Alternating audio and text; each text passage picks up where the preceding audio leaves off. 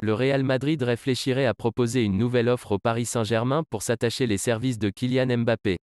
Les négociations entre le Real Madrid et le Paris Saint-Germain promettent d'être nombreuses d'ici la clôture du mercato. Le club présidé par Florentino Pérez réfléchirait à proposer une nouvelle offre à Leonardo pour recruter Kylian Mbappé. Selon les informations de Sky Sport, cette proposition devrait être de l'ordre de 170 ou 180 millions d'euros fixes, plus 30 millions de bonus. Cette offre devrait intervenir dans les prochaines heures. Pour rappel, l'attaquant français ne dispose plus que d'un an de contrat dans la capitale, et refuserait depuis plusieurs semaines les propositions de prolongation de la part des Qataris. Kylian Mbappé sera donc libre de s'engager où il le souhaite à l'issue de la prochaine saison. Le PSG va prêter son jeune talent Arnaud Kalimuendo au RC Lens, club où il a évolué la saison dernière. Dans cette pépinière parisienne, on retrouve Arnaud Kalimuendo. Le jeune attaquant avait déjà été prêté au RC Lens la saison passée où il s'était montré plutôt performant avec 7 buts et 5 passes décisives en Ligue 1. Selon le journaliste Saber Defarge, l'attaquant de 19 ans serait actuellement en train de s'engager avec le club Lens pour un nouveau prêt. Kalimuendo est encore sous contrat jusqu'en 2024 avec le PSG. Parti du FC Barcelone depuis maintenant 2 semaines, Lionel Messi pourrait voir Ansu Fati, son ancien coéquipier, récupérer son numéro 10. Comme l'explique Mundo Deportivo, c'est Ansu Fati qui pourrait hériter du numéro 10 de Lionel Messi. En marge du match contre Retafe, le Barça a confirmé que Philippe Coutinho porterait le numéro 14, ce qui force donc Ray Manage à prendre le 17 d'Ansu Fati. Grâce à ce jeu des chaises musicales, le jeune international espagnol se retrouve pour le moment sans numéro, et il pourrait choisir de vêtir le mythique numéro 10 dès son retour à la compétition. Le deal n'était sans doute pas prévu il y a encore quelques jours, mais le latéral brésilien du Barça Emerson Royal devrait finalement s'engager à Tottenham pour un transfert juteux. Cela fait partie des premiers dossiers surprises de la dernière ligne droite du mercato. Emerson Royal, il y a quelques semaines maintenant, a rejoint le Barça après avoir convaincu en Liga du côté du Betis Séville. Dans un secteur de jeu où la qualité manque, le Brésilien avait les qualités pour tenter de s'imposer face à Dest, voire Sergi Roberto.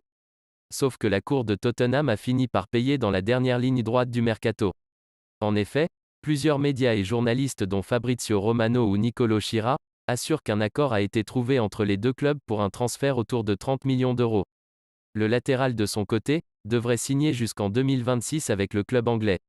Une vente inattendue qui permet néanmoins au Barça de remplir sérieusement ses caisses. Le Barça est sur le point de perdre 2 milieux de terrain dans la dernière ligne droite du mercato. Ilex Moriba et Miralem Pjanic devraient faire leur bagage tous les deux. Le Barça aura attendu longtemps, mais va finalement pouvoir dégraisser dans cette fin de mercato. Le club catalan va tout d'abord enfin voir le départ d'un indésirable. Miralem Pjanic est tout proche d'un retour à la Juventus Turin. La Gazzetta dello Sport confirme ce lundi que le retour de l'ancien milieu de l'OL à Turin pourrait se boucler d'ici ce soir.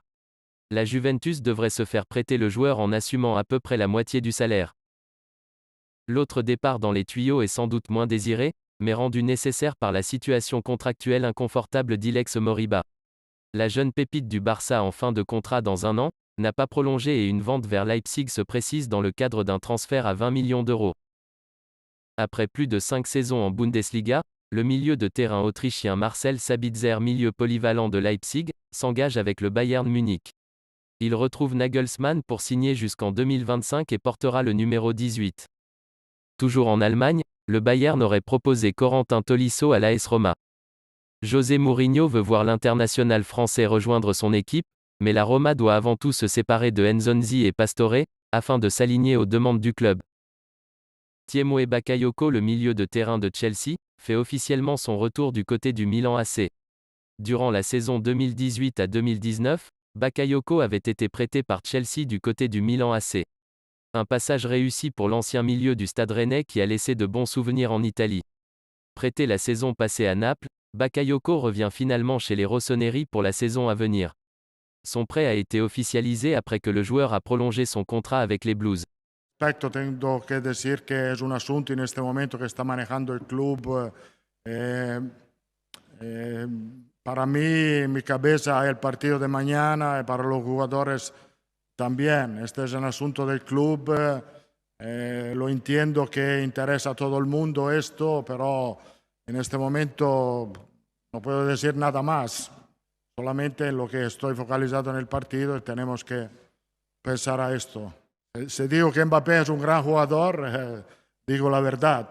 Por el resto, pienso que tenemos grandes jugadores aquí y intento de meterle todo en las mejores condiciones para mostrar toda la calidad que tienen.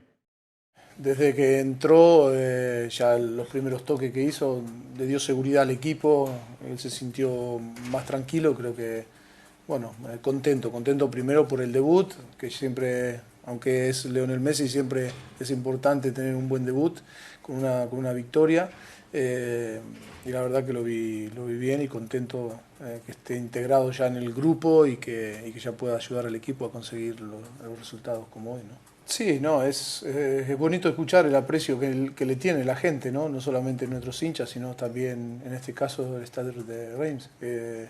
Sí, bueno, es algo que Messi se lo ha ganado, ¿no? Y creo que algo que seguro valora muchísimo.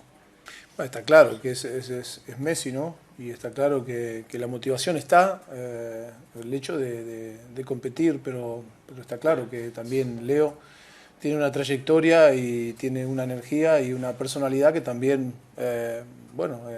contagia, ¿no? Contagia ese optimismo y esa energía. La verdad que la adaptación y toda la convivencia que estamos teniendo en las últimas semanas desde que llegó Leo es muy buena en el equipo. Est-ce que c'était ce soir le dernier match de Kylian Mbappé avec le Paris Saint-Germain? Sí, hoy es el último partido de Kylian Mbappé en el Paris Saint-Germain. ¿Es una afirmación o una pregunta? ¿C'est una afirmación o es una cuestión? Una cuestión. El presidente ya habló y nuestro director deportivo habló. No tengo nada que decir sobre ese tema. Est-ce que vous êtes surpris tout de même de son enthousiasme, de sa performance sur le terrain, malgré tout l'environnement qui forcément déstabilise un peu le joueur? No. No.